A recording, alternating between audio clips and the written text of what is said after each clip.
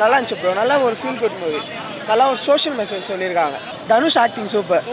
எல்லாரும் நல்லா நடிச்சிருந்தாங்க. ஹீரோட்டிக் மூமெண்ட்ஸாக காட்டியிருக்காங்க. நல்லா இருக்கு.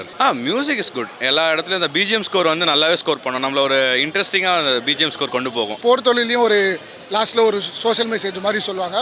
இதுலேயும் ஒரு மெசேஜ் இருக்குது. ஃபேமிலியோட வந்து பார்க்கலாம். சூப்பராக இருந்துச்சு சார். ஒரு வித்தியாசமான ஜானரில் ஒரு ராபரி தீமில் செம்ம படம். Family watchable. வந்து பார்க்கலாம், கண்டிப்பாக பார்க்கலாம். மூணவருமே நல்லா தான் இருந்துச்சு. எப்பயும் போல தான். நம்ம அவர் எப்படியும் ஒரே ஜானரில் நடிக்க மாட்டார்ல. இது ஒரு வில்லேஜ் ஸ்டோரி. இந்த கர்ணன், இந்த அசுரன் அந்த மாதிரி பக்காவாக கதைக்கேற்ற மாதிரி நடிச்சிருக்காரு. எனக்கு பிடிச்சிருக்கு. ஆனால் நம்ம நல்லா இருக்குண்ணா. ஒரு பீரியாடிக் ஃபிலிம் ரூரல் ஏரியாஸில் எடுக்கிற மாதிரி பண்ணியிருக்காங்க.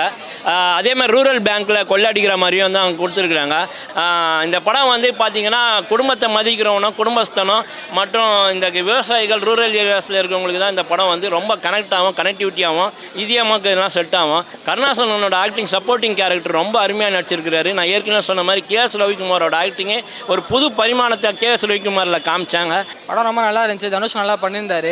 த்ரில்லர் மாதிரி இருக்கும் அந்த இருக்குன்னு நினச்சோம். ஆனால் நல்லா கமர்ஷியலாக பண்ணியிருந்தாரு. எல்லாரும் பார்க்கலாம். அது first of emotion connect. K S. Ravikumar sir வந்து அப்பாவை நடிச்சிருக்காரு. அவர் வர சீன்ஸாக எல்லாமே தேட்டரில் வந்து நல்லா அப்ளாஸு.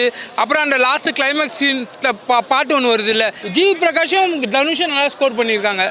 அசுரில் வந்து சிவசாமியை தூக்கி நிறுத்தியிருக்கோம். இதில் வந்து கரசாமியை தூக்கி நிறுத்திருக்கு. பக்காவாக இருக்குது.